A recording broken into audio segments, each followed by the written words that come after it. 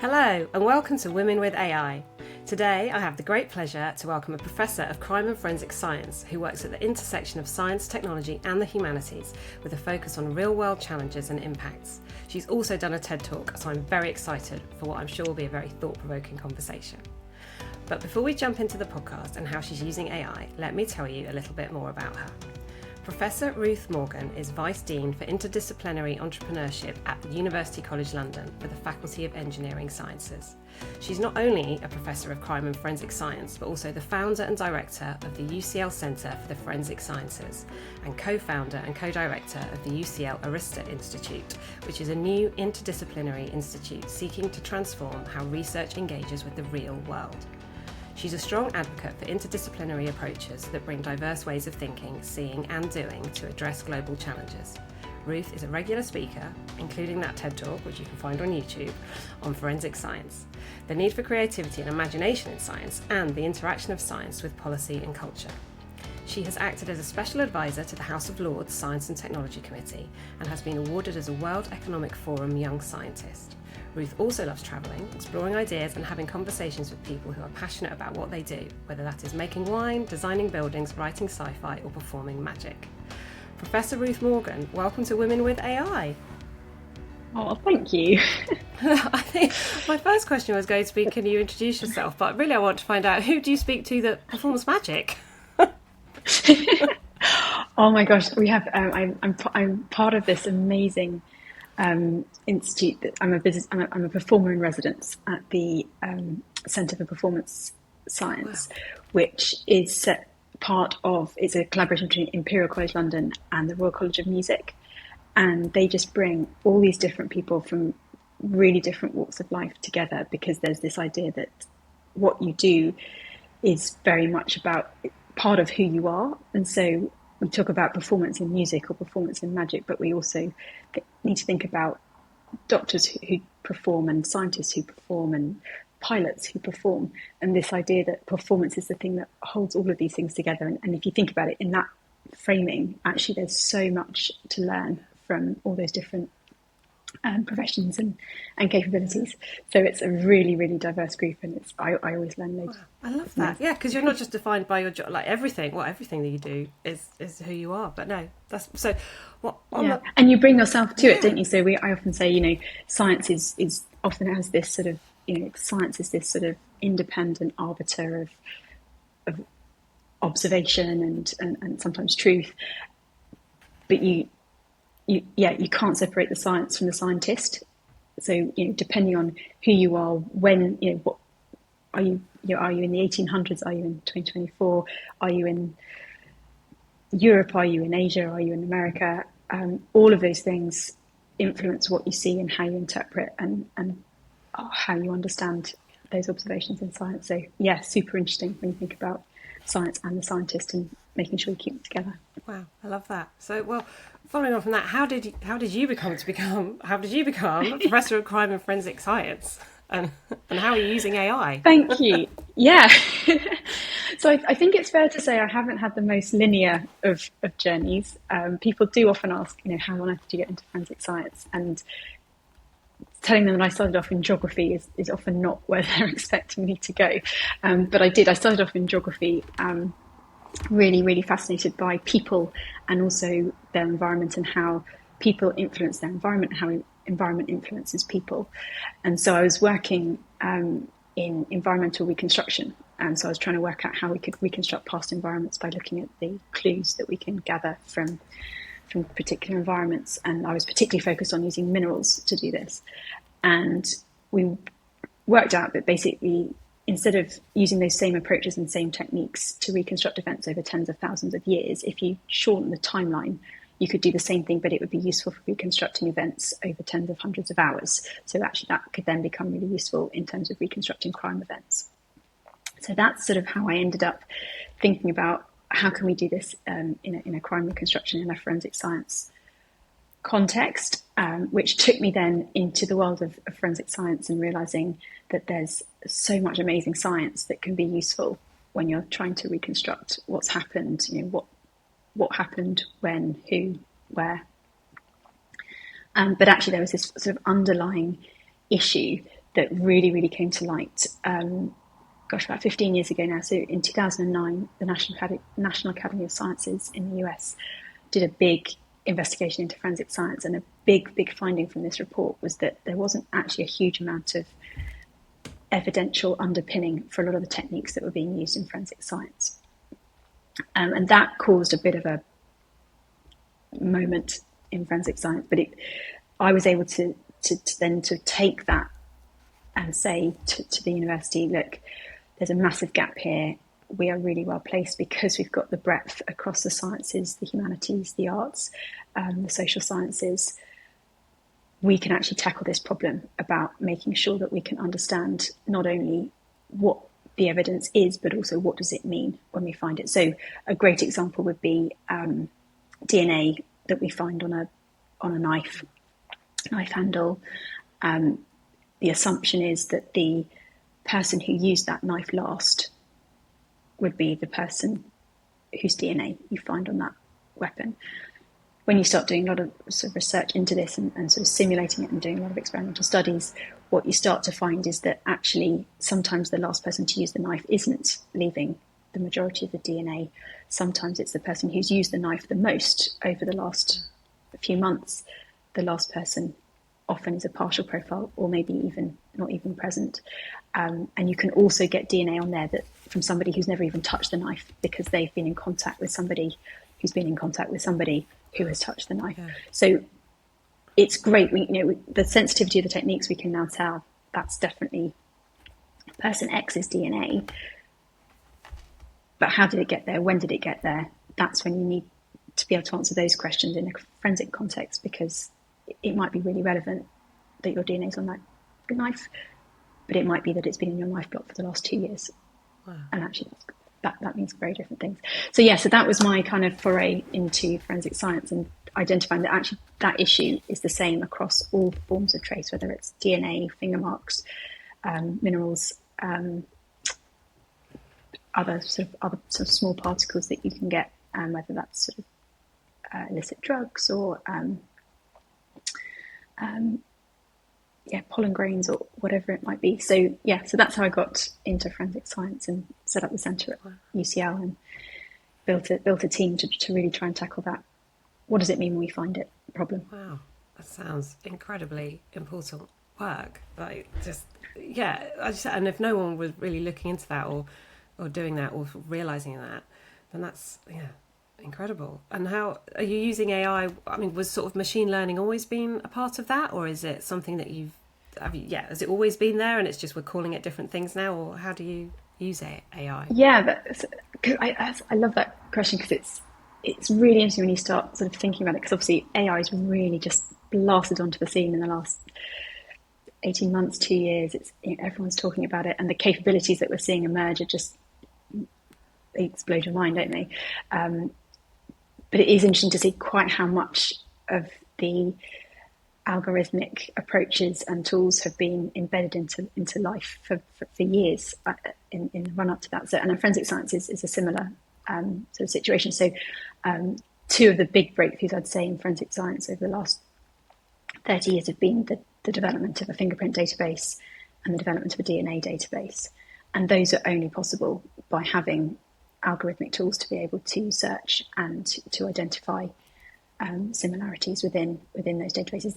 It's interesting. I think CSI is a great franchise, and I love it, and was an avid watcher of it. I think when we used to watch TV rather than streaming, there was a certain sort of few years where whatever time of day, whatever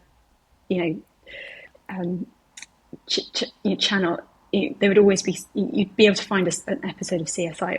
It was prolific, wasn't it? The difference, I guess, CSI, the media sort of portrayal of it is, you put your finger mark lift into scan it in, and then suddenly you'd get a flash, and here's the matching print in the database, and this is the picture of the person, and here's a blue dot on a map where their phone is currently based, and you can jump in your car and go and apprehend them.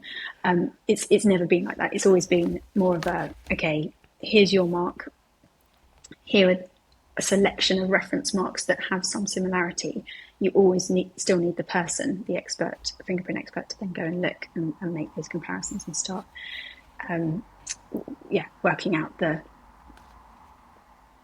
comparison between them. So that's to say, sorry, we have had algorithmic tools in AI in forensic science for a number of years, but I think what we're really seeing and what I'm finding quite interesting is that with the advent of mobile devices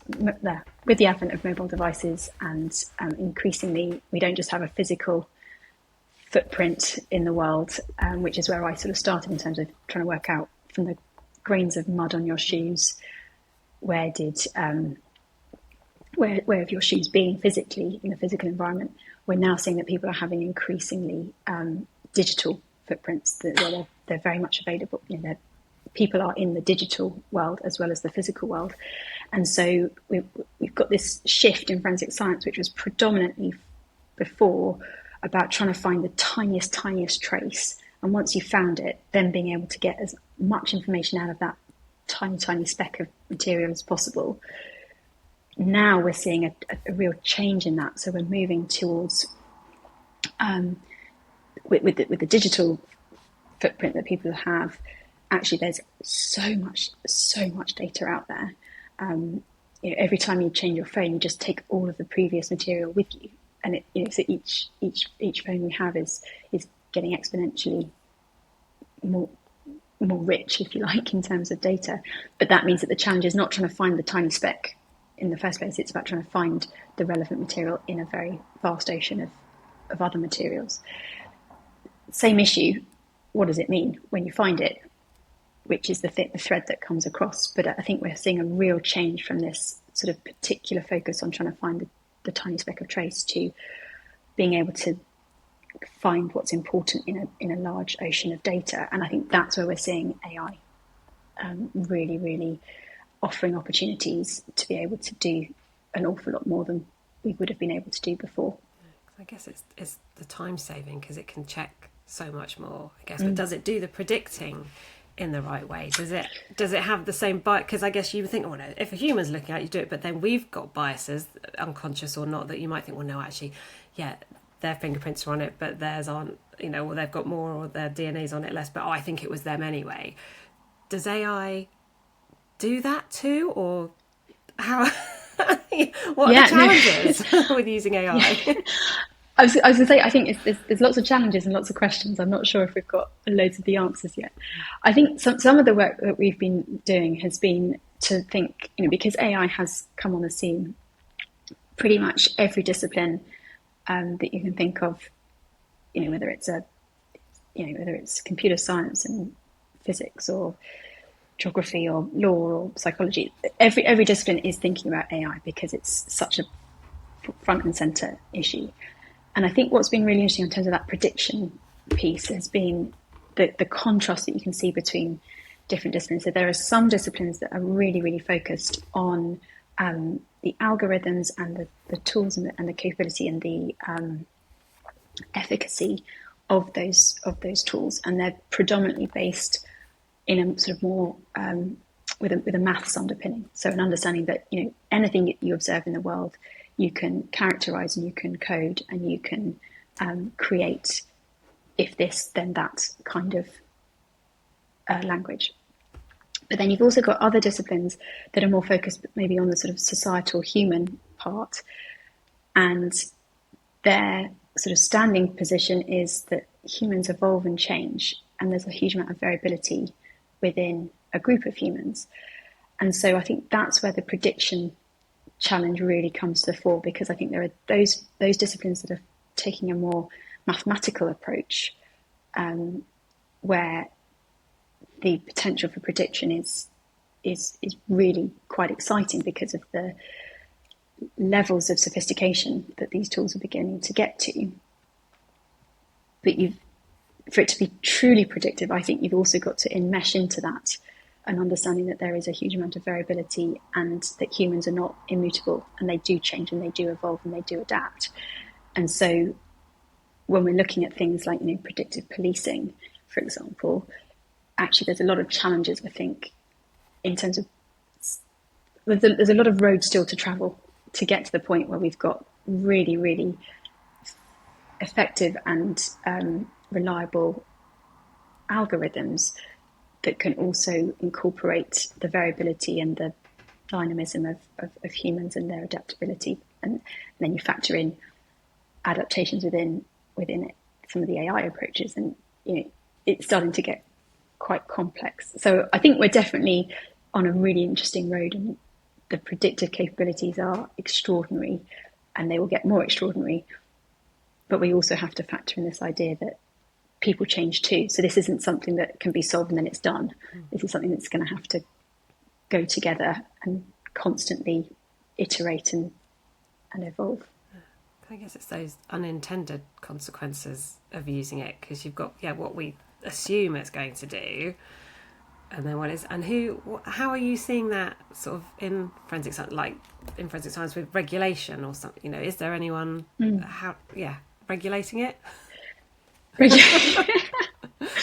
And I mean, I think again, it's really interesting that we've got this amazing capability, and immediately the broad narratives have been there's a huge amount of potential good and benefit to this capability coming our way. There's a huge amount of potential harms and problems coming our way with it.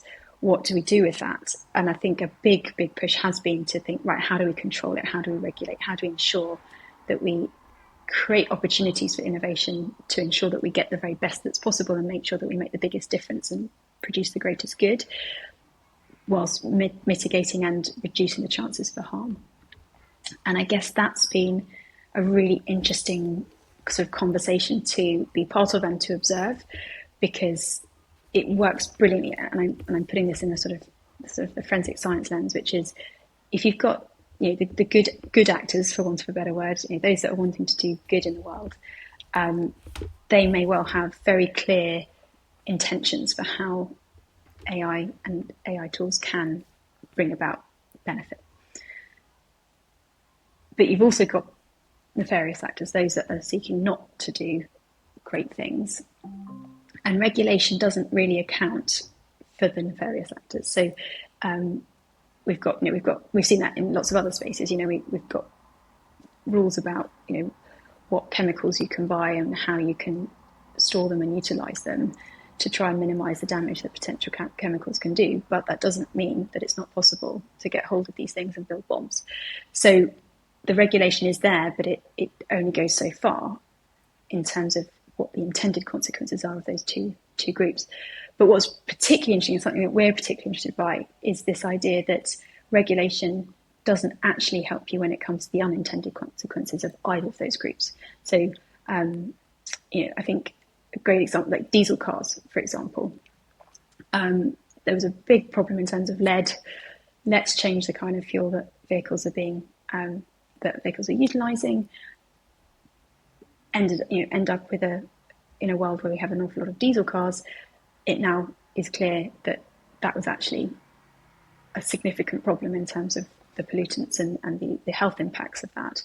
And I wonder if it's the same that we're seeing with AI, that there will be unintended consequences of the good capabilities of AI, and regulation can't help us with that.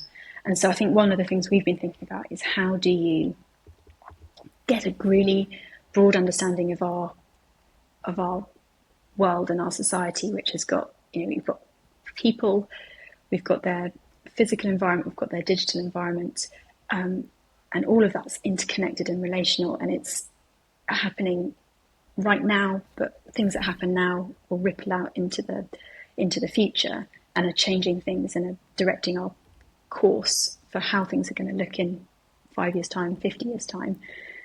How do we think about AI in such a complex system, and do we need to sort of think differently about how we do that? And traditional approaches to regulation, like chemicals and building bombs, are quite linear, they're quite procedural, they take time, and the pace of AI and its developments is just unprecedented in that sense. So I think these traditional linear approaches to regulation are going to only get us so far, and we need to start thinking a bit more broadly, thinking around those corners, and do we actually need to build something that's more like an ecosystem that can have its own checks and balances, that can correct, can absorb shocks, can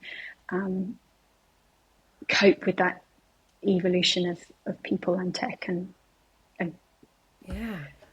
get us to some kind of equilibrium where the worst things are mitigated against, and the good is able to grow and thrive. But yeah, that's some of our research is taking us on that. Because you're right, it's such a massive thing to think about, isn't it? Sort of, I've been thinking about ChatGPT and large language models and the biases in there, and how if AI is predicting on kind of what it's being fed, you've got to make sure it's being fed equal amounts of data, not just the data that exists, because that's the trouble. The data doesn't exist about everyone or about everything. It's just what someone, as you say, whether that's for good reasons, bad reasons, nefarious reasons, good actors, bad actors, it's just what someone somewhere down the line has decided to put online or to put somewhere. Because I've heard you talking about ecosystems. You talk about something called the meadow, and like importance of having like diversity. So can you explain? You'll explain it much better than I'll be able to. That's great, thank you. Well, yeah, so this is a piece of this is where the Arista Institute has come out of, really. So this observation that there are an awful lot of big challenges like AI that are remarkably persistent, they're incredibly complex, and they impact us across the board in terms of scale and geography and everything. And so this idea that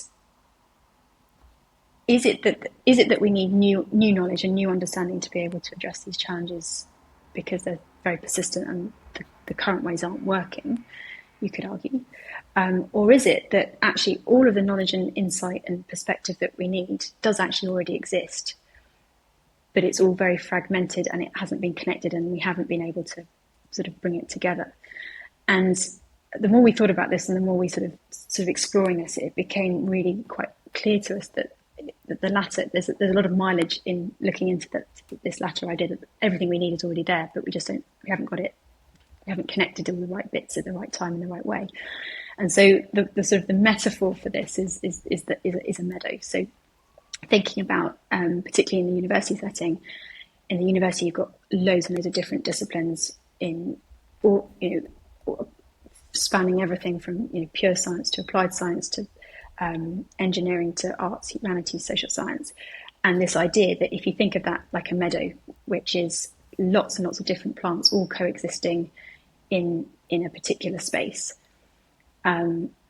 you can start to get a sense of what the potential of a university is, because it's got everything there. It's all very eclectic. It's growing. It changes through the seasons. It can cope with lots of different things.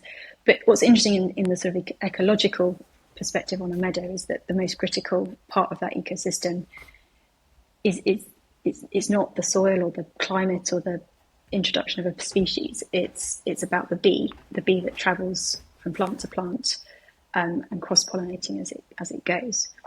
And so this idea that if the challenge that we've got requires the bringing together of different insights but in different ways to what we would normally do in a sort of individual disciplinary setting, how can we do that? And if we think of the university like a meadow, and we think about how can we enable people to be bees in that meadow, we start getting somewhere in terms of building bridges between different disciplines, different perspectives, and sort of reimagining how we might approach a question, or how we might ask a different kind of question that we haven't asked before. Because so a great example, I think, is in the forensic science world, thinking about text messages. And I've sort of said, digital evidence is becoming really, really important alongside physical evidence. But what we've observed is that if you've got a series of text messages, there's a huge amount of technical data you can get from them in terms of when were they sent, what device were they sent, who were they sent to, were they deleted, where geolocation, when was that message, where was that message sent from geographically. But there's also a huge amount of insight that can come from those who've got a literary background, or a social science background, or a psychology background, or a linguistics background. And traditionally, we've just focused on the more science part of that, we haven't actually brought in those with those alternative perspectives. And then you start thinking, okay, so if we bring those two together, we start, the computer scientist is seeing what a literary scholar is seeing in those messages, and vice versa. And actually they're seeing completely different things because of their background and experience and training. You can then start making some interesting connections and maybe asking slightly different questions. And then you can start thinking about, what are the privacy issues here? What are the ethics issues here? What are the justice issues here? What are the societal influences here?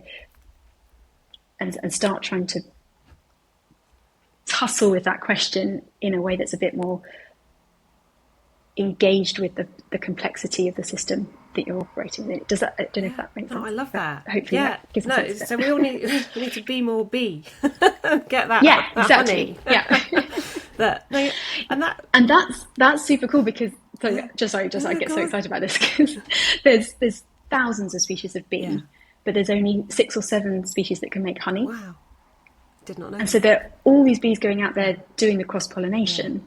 But there's only a very small number that can actually then bring that pollen back and transform it into honey in a way that will maybe hopefully engage people who are maybe outside of that meadow and enable them to do things.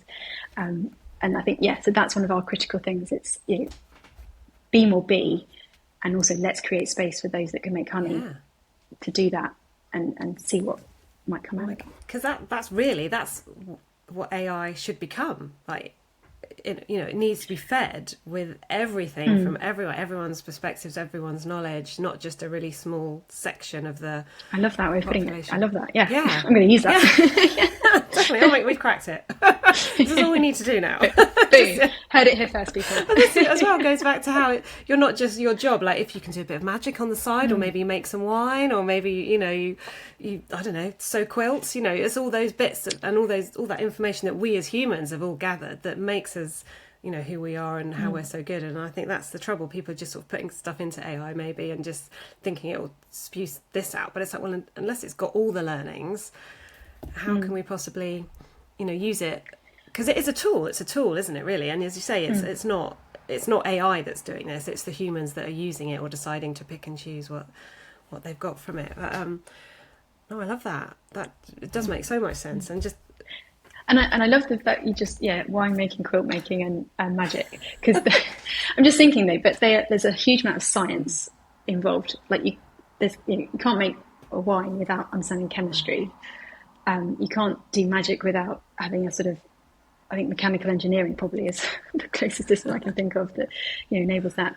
And yet they're nothing if they haven't got that craft that's brought into them as well. So it all together. You can make alcohol, but to make a beautiful wine is actually far more different. You can do something that's technically brilliant, but it's not magic unless you are positioning it for your audience and enabling them to engage with it and absorb it and take it away and let it do all those beautiful things that when we see a beautiful magic show that you take it away with you, and it gives you joy, but it also gives you a oh my gosh, how do they do that? Or so oh my gosh, wouldn't it be cool if I want to learn more. You could actually do that. What can I do next?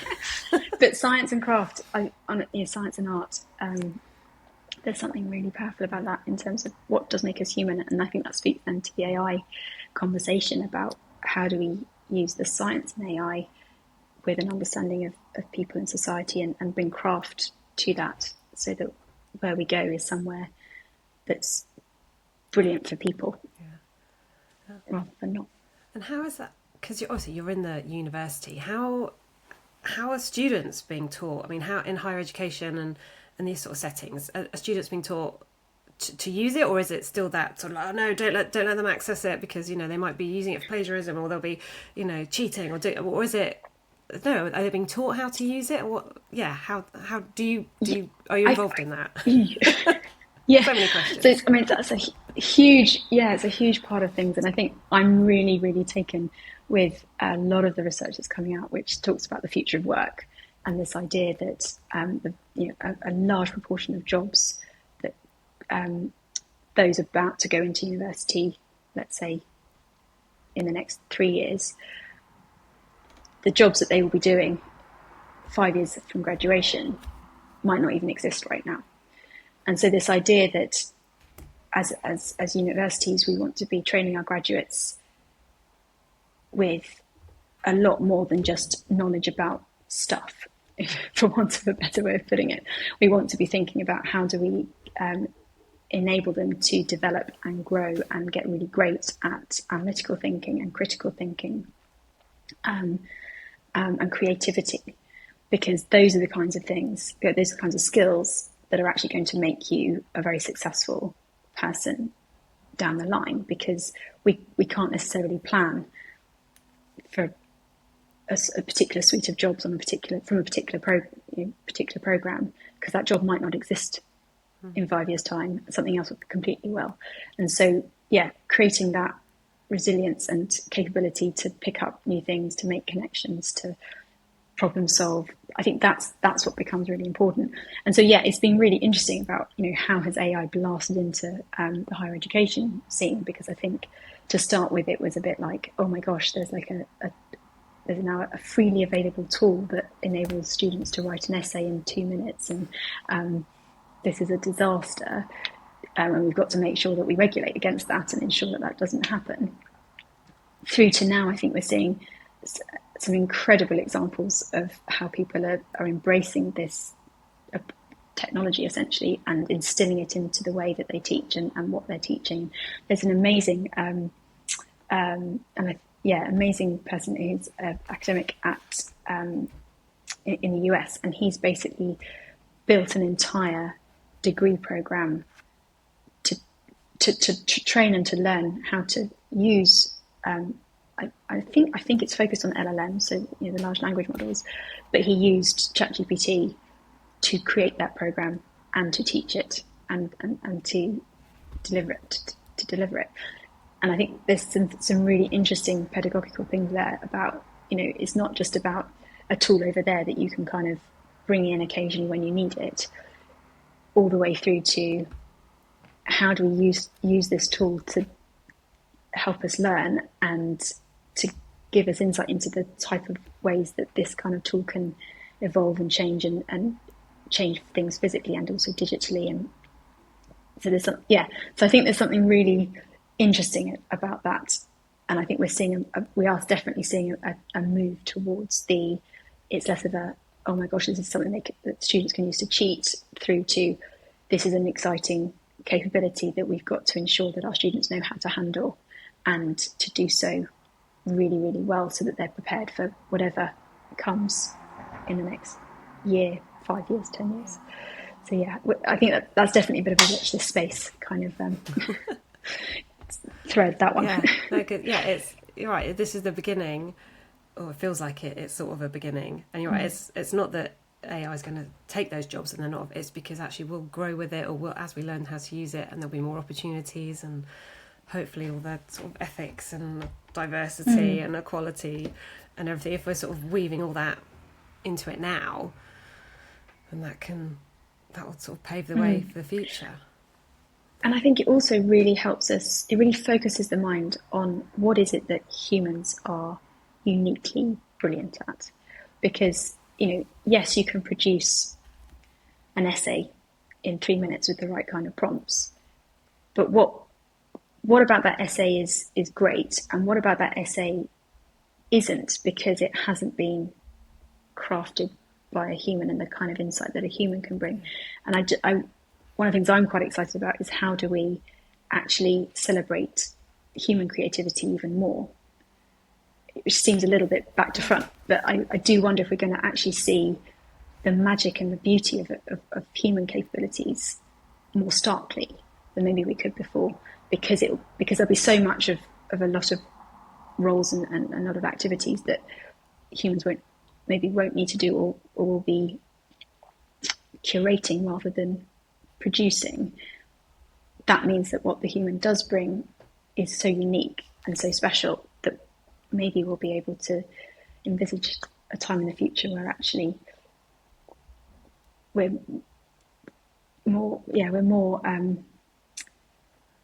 celebrate what humans can do more. We appreciate the human aspect to a greater degree, and we craft roles and the future of work and things in that way that almost elevates the human.